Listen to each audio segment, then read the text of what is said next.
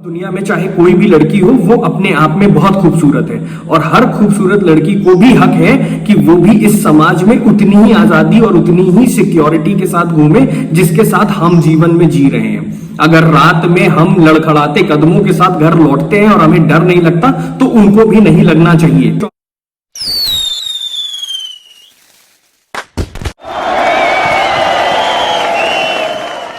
Good evening. Today's topic is going to be around daughters of the country and I'm going to talk about the biggest menace that is rape. जब भी हम rape के बारे में बात करने आते हैं तो हमारा जो पैंतरा होता है ना वो बिल्कुल एक धर्रे पे चलता है। हम पहले शुरुआत करते हैं इविल सोच के बारे में और उसके बाद ज्ञान देके चले जाते हैं। और किस बारे में ज्ञान देते हैं? सेक्स एजुकेशन के बारे में, सेल्फ डिफेंस के बारे में, इंडिपेंडेंस के बारे में, कपड़े कैसे पहनने चाहिए, कैसे घर से बाहर नहीं निकलना चाहिए, समय का ख्याल रखना चाहिए, 4 लोगों को बता के चलना चाहिए एंड सो ऑन। लेकिन क्या तुमने सोचा है कि एक लड़की जब से पैदा होती है वो कभी भी इंडिपेंडेंस या फ्रीडम को फील नहीं कर पाती?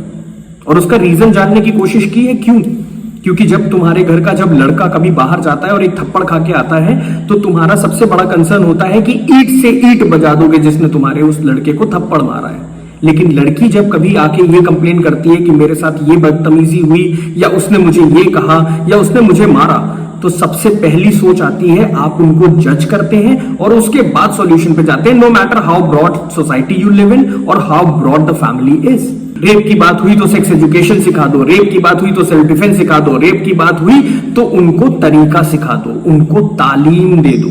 हॉबी वहीं मर जाती है, स्किल्स वहीं मर जाते हैं, लर्निंग वहीं मर जाती है, एबिलिटी वहीं मर चुकी होती है जब आपको यह कहा जाता है कि जिस हॉबी को आप परस्यू करने की सोच रहे हैं वो आपकी जान बचाने के लिए, वो एक काम है जो आपको करना है। यही हो रहा है बेटियों के साथ, जहां आप उनको बोलते हो कि सेल्फ डिफेंस सीखो क्योंकि कल को उसकी जरूरत पड़ेगी, उनकी एबिलिटीज और उनकी लर्निंग स्किल तो वहीं पे खत्म हो जाती है क्योंकि उनको एक बेसिक टूल बता दिया गया कि ये सीख लोगी तो शायद तुम्हें ये लोग जीने देंगे। और मैं तो इस बात से और परेशान रहता हूं क्योंकि मैं कुछ ऐसी वीडियोस देखता हूं जहां पे लिटरली लड़के आज भी ये सोच रखते हैं, जहां पे वो कहते हैं कि हाँ लड़कियों को थोड़ा सा अपने आप को कंट्रोल करके चलना चाहिए। 3 साल 4 साल की बच्चियों के साथ हैवानगी और दरिंदगी हो रही है और आप आज तक गुड टच और बैड टच का ही फलसफा पढ़ रहे हैं कि हमें सिखाना होगा, गुड टच और बैड टच बताना होगा। एक भी इंसान को आपने मर्द होने की कैपेबिलिटीज बताई है? सोसाइटी में जेंडर इनइक्वालिटी जो फैल रही है उस पे कोई अवेयरनेस होनी चाहिए। एक इंसान को, एक मर्द को यह नहीं बताना चाहिए कि आप इसलिए स्ट्रांग हैं क्योंकि आपको हिफाजत करनी है लोगों की, आपको हिफाजत करनी है उन औरतों की जिनको उस समय जरूरत है आपकी। पर नहीं, हमें यह बताना है कि लड़कियों को क्या करना चाहिए। हमेशा रेप घुमा फिरा के लड़की पे ब्लेम कर दिया जाता है। सबसे बड़ी चीज तो मुझे ये नहीं समझ में आती है कि if a girl is doing something she turns out to be a gold digger, but if a guy is doing something he turns out to be a stud, he turns out to be a playboy. और मेरी खुद की ख्वाहिश भी है ये जानना कि एक लड़की को अगर एक अच्छा पार्टनर, एक सक्सेसफुल पार्टनर, एक पैसों वाला पार्टनर चाहिए तो इसमें गलत क्या है? पूरी जिंदगी उन्होंने, चाहे वो अपनी फैमिली में रही हो चाहे वो कहीं भी रही हो, आपने बहुत फ्रीडम को जिया है। वो हमेशा कहीं ना कहीं 1% से लेके 500% तक कभी ना कभी उनकी फ्रीडम पे सवाल उठता रहा है। उनको हमेशा से ये बताया गया है कि you are a recessive trait. वो बेहतर की ख्वाहिश हो सकती है 1, 2, 4, 10 लोगों तक जाए, तो इसका मतलब ये थोड़ी ना कि she is a gold digger because you have nothing left with you. आपने मोहब्बत में अपना समय इतना जाया कर दिया कि अब आप उसको गोल्ड डिगर बोल रहे हो। क्योंकि सबसे बड़ी चीज होती है लाइफ इज अ रेस और ये कलयुग है मेरे भाई, यहां पे पैसा सबसे ज्यादा मायने रखेगा। Love is equally subject to matter, मगर पैसे होना बहुत ज्यादा जरूरी है। और अगर वो अच्छे पार्टनर्स की तरफ मूव कर रही हैं तो why you call them gold diggers? और अगर तुम गोल्ड डिगर भी कहते हो then why you have this kind of tendency कि गर्ल्स को एक ऑब्जेक्ट की तरह ट्रीट किया जा रहा है। और सोशल मीडिया पे बहुत सारे ऐसे फॉर्मेट है। और हाँ, हो सकता है तुम्हें इस वीडियो को देखने के दौरान ऐसा लगने लगा हो कि मैं ये बोल रहा हूं कि लड़कियां वीक होती हैं और लड़के स्ट्रॉन्ग, पर मैं तुम्हें बताना चाहता हूं ये मेरी कम्युनिकेशन का फॉल्ट हो सकता है या हो सकता है तुम्हारी इंटरप्रिटेशन का फॉल्ट है ये। क्योंकि लड़कियां वीक हो ही नहीं सकती, वो मां बनती हैं और मां बनने में 270 हड्डियों के टूटने का दर्द का बराबर उनको झेलना पड़ता है जो कि तुम सोच भी नहीं सकते। और कुछ जाहिलों को तो ये बताना चाहता हूं कि हड्डियां सिर्फ 206 ही होती है। तो गूगल मत करने लगना 270 के बारे में। और कानून पे सवालिया निशान तो मेरा बराबर बना रहेगा, क्योंकि वो सरकारों से रिलेटेड नहीं है, कांग्रेस और बीजेपी। वो ये है कि आखिर इतने बड़े पायदान पे बैठने के बावजूद भी क्या हमारे यहाँ की कानून व्यवस्था स्ट्रांग नहीं हो सकती? क्योंकि मेरी खुद की एक आप बीती है जिसके बाद मैं ये सवालिया निशान उठा रहा हूं। मेरी फ्रेंड ने एक दिन मुझे फोन किया, मैं उस समय दिल्ली में था, और उसका जब फोन आया तो उसने मुझे बताया कि उसकी जो रूममेट है वो एक ऑटो में ट्रैवल कर रही थी मुंबई के सबर्ब्स में।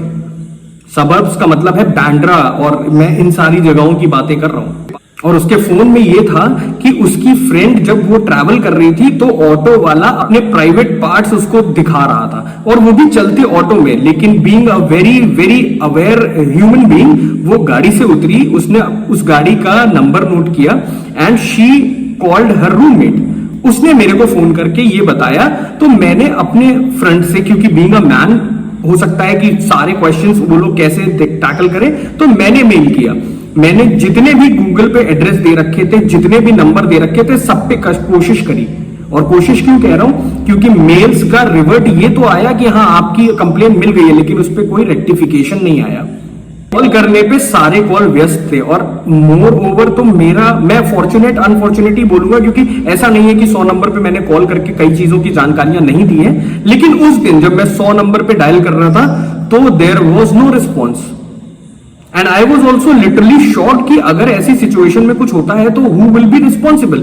नो मैटर, आज इतनी अवेयरनेस लोगों में फैल चुकी है, और बट ऑब्वियस कानून भी उस चीज को एक तरीके से उस पे एफर्ट डाल रहा है। यानी कि कुछ डीजीपी का नंबर रख लीजिए, ये कमिश्नर का नंबर रख लीजिए, ये पुलिस एसआई का नंबर रख लीजिए, अपने थाने का नंबर रख लीजिए, और वो सारी चीजें स्प्रेड हो रही हैं, चीजें हो रही हैं, मगर वो चीजें उस समय पे काम नहीं आती, बिकॉज उस समय आदमी जंक रहता है, एकदम छुपा हुआ रहता है। और हम कानून को भी कैसे पूरा दोष दे सकते हैं? जब कभी भी हमारे यहां नृशंस रेप हुए हैं तो हर आदमी की उन्माद की लेवल ये था कि सोशल मीडिया पे सिर्फ इतना लिखा था कि इनको मार डालो, इनको सजाएं दो, इनको काट डालो। मोमबत्तियां जल रही थी, दुनिया जहां सारी चीजें हो रही थी। लेकिन जब हैदराबाद में रेप करने वालों को पुलिस वालों ने लिटरली गोली मार दी, जो कि होना भी चाहिए था, तो एसआईटी बैठ गई उनके ऊपर, जांचें शुरू हो गई कि आखिर ऐसा उन्होंने क्यों किया। जबकि मैं समझता हूं कि that was what has to be done in those cases. वो नृशंस केस है, उनमें इतनी तफ्तीश होने की जरूरत नहीं है। और आपको सच्चाई बताऊं कि कानून अगर चाह लेगा तो 1 मिनट भी कोई अछूता नहीं रह जाएगा अपने न्याय से। और ये देखने को मिल रहा है इस समय बॉलीवुड में। जब एनसीबी, ईडी, सीबीआई ने चाह लिया है तो आज बॉलीवुड का कोई भी ऐसा नाम नहीं है जो डर के साए में नहीं जी रहा है।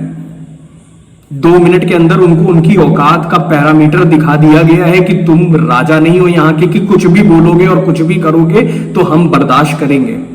मैटर डेविएट हो रहा है। मैं रेप पे बात करने आया था, डॉटर्स के बारे में बात करने आया था, अभी हम दूसरी तरफ चले गए। लेकिन मेरा सिर्फ इतना पॉइंट ऑफ व्यू है कि रेप में इंसान कब दरिंदा बन रहा है, वो सिर्फ एक थ्रेड लाइन डिफरेंस है। उसको अगर किसी ने फिगर आउट कर लिया, everything is going to be changed.